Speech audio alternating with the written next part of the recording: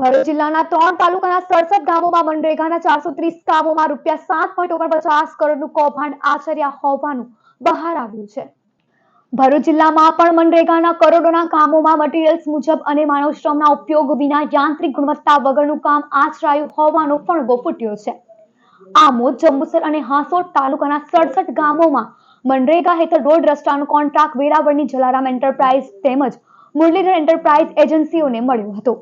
બંને કૌભાંડી એજન્સીના સંચાલકો પિયુષ નુકાણી અને જોધા સભાડ દ્વારા કામોમાં માનવશ્રમનો ઉપયોગ કરાયો ન હતો, એટલે બેરોજગારોની રોજગારી છીનવી લેવાઈ હતી।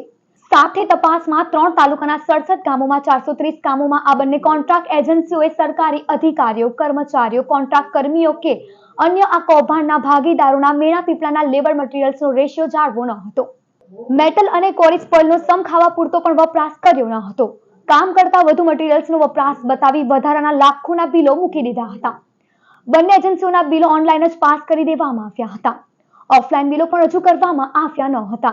જે તમામ બાબતોને ધ્યાને લઈ આજે ડીડીઓની સૂચનાથી મદદનીશ હિસાબી પ્રયોજના અધિકારી પ્રતિક ચૌધરીએ એ ડિવિઝન પોલીસ મથકે રૂપિયા 7.49 કરોડની મનરેગા કૌભાંડની ફરિયાદ નોંધાવી હતી।